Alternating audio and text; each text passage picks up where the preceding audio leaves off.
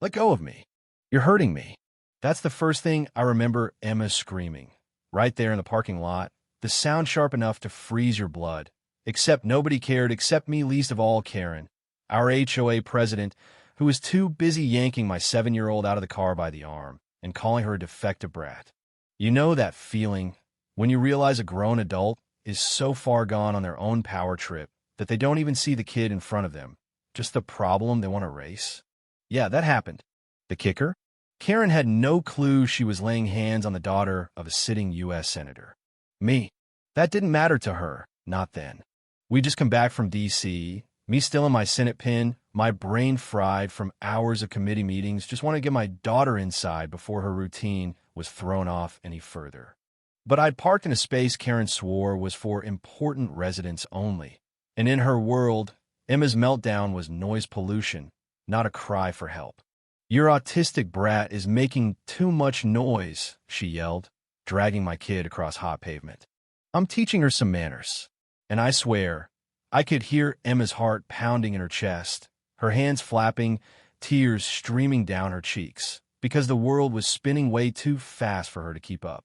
Here's what most people don't get. An autistic child needs calm, predictability, a gentle touch, not some stranger clawing at her arm, barking orders. But that's not what Karen saw. She just saw a nuisance, not a child. I jumped out of the car, so fast I nearly forgot to shut the door. Take your hands off my child. Now, I said it with all the authority I had, but Karen just doubled down, digging her nails in tighter. I'll handle this however I see fit, she snapped. Your defective kid is disrupting our peaceful community. Emma's voice went up an octave, panic trembling in every word. Mommy, make her stop. She's squeezing too hard. I pulled out my phone, hit 911, didn't even bother with small talk, just, this is Senator Patricia Martinez. I need immediate assistance. Someone's assaulting my disabled child in the parking lot at Maple Grove. My voice was shaking, but I kept it together, because someone had to. That's when Karen looked up, finally noticed the pin on my lapel, and her face went ghost pale. Wait, you're a senator? I didn't know, she stammered, but there was no walking it back. This is a misunderstanding. Sure, a misunderstanding that left my daughter sobbing in the street. Release her. Now. But Karen just squared her shoulders, all stubborn pride, hissing, I don't care if you're the president. Your weird kid doesn't belong here. She wouldn't let go. The next thing I knew, sirens split the Air 3 cruisers, one unmarked black SUV, and in the chaos, Karen finally dropped Emma's arm. My girl bolted for me, buried her face in my jacket, shaking like a leaf. It's okay, honey. Mommy's here. No one's gonna hurt you again, I whispered as an officer approached, handcuffs ready. Ma'am, you're under arrest for assaulting a child, he said, matter of fact. Multiple witnesses saw everything. Karen lost it, raving about discipline and property values, saying autistic kids shouldn't be allowed in normal housing. You know what gets me? It wasn't just Emma she'd gone after. As cops took statements, neighbors came out of the woodwork. Mrs. Thompson from 3B said Karen had tried to get her son with ADHD banned from the playground. Mr. Chin said she'd told him his daughter with Down syndrome was offensive to look at. There was even talk of petitions and secret meetings to keep defective kids away from community events. All this had been simmering under the surface for months. Emma's aide, Mrs. Johnson, arrived and wrapped Emma in a soft blanket, talking her through breathing exercises slow like a sleepy cat. Remember? And I watched as my little girl's shuddering breath finally slowed, her tears drying into hiccups. The mean lady grabbed me. She wouldn't let go, Emma whispered. I know, sweetheart. She was wrong, but you're safe now. Federal officers pulled me aside. Senator, we're treating this as a federal assault on your family and a possible hate crime. I said, throw the book at her. She targeted my daughter because of her disability. Don't let her do this to anyone else. Detective Williams arrived, said they were adding battery, endangerment, federal assault, hate crime.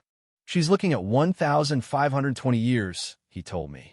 The weight of that almost knocked the wind out of me, but I didn't flinch. Not for Emma. Not for any kid like her. By the time the sun set, Emma was calm enough to answer a few questions, hugging Mrs. Johnson's hand for support. She said I was bad because I'm autistic. But I didn't do anything wrong, she said. You didn't, honey. That's on her, not you, the detective replied. She won't hurt you or any other kid again. Back inside, I called an emergency staff meeting. This isn't just about my family, I told them. What happened to Emma happens to disabled children all over this country. We need real federal laws to protect them. My staff dove into research, and the stories they brought back were sickening. Thousands of kids assaulted, harassed, denied basic rights, all because they were different. Most cases never made the news. Most parents just quietly moved away. Next morning, Emma, wise beyond her years, asked, "Mommy, why are some adults so mean to kids who are different? Some people are scared of what they don't understand, baby. But we're going to help change that," I promised her. At her school, Sunshine Elementary, her teacher, Miss Rodriguez, said, "Emma's unique perspective makes this class better. She's focused, sees details other kids miss. She's a gift." But after the attack, Emma regressed. She needed more support, was nervous around strangers. Her therapist, Dr. Peterson, said trauma lingers deeper for autistic kids. The memory sticks. The fear doesn't fade easy. We worked on its social stories, sensory tools, therapy, teaching Emma that most people are safe, that what happened wasn't her fault. Karen was denied bail. Her lawyer tried to say she was just addressing a parking violation. Judge Thompson wasn't having it.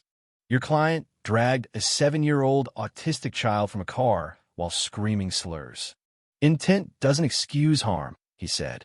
Neighbors testified that Emma was the quietest, kindest kid in the building, that Karen had targeted families like ours for months, that she wanted to make disabled kids invisible.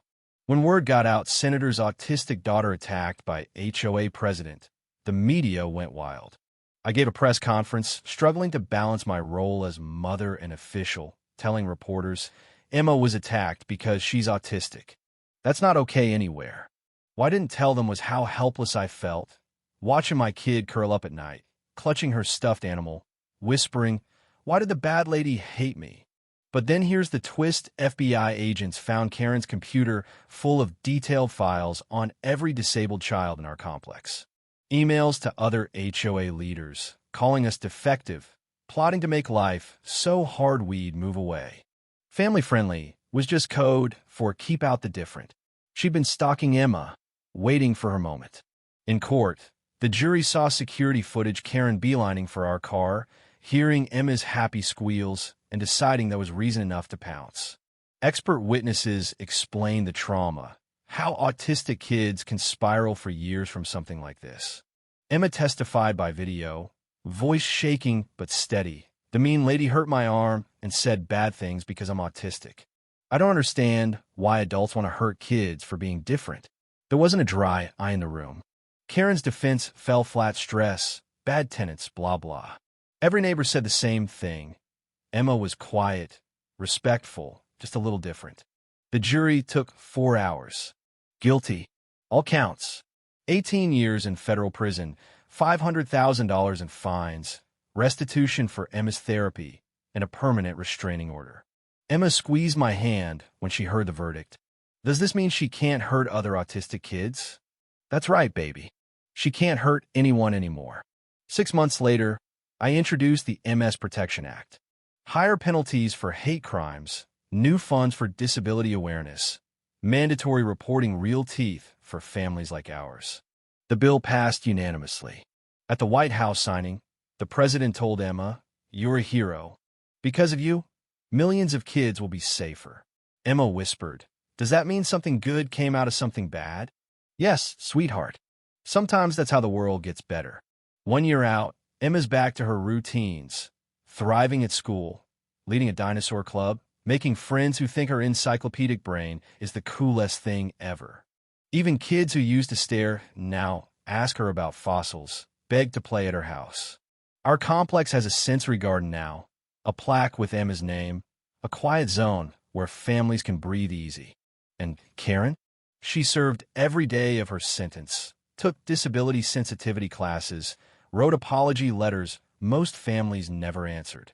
Our community rewrote its policies, set up safe spaces, and now, when Emma walks through the halls, people smile, ask about her latest project, treat her like the treasure she is.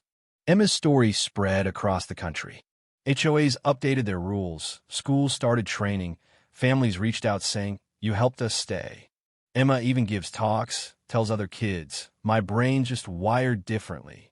That's not bad, it's powerful. And that parking spot, the one where everything changed, is now a sensory-safe zone, a garden where difference is honored, not erased. What started as hate became a blueprint for healing, for real change.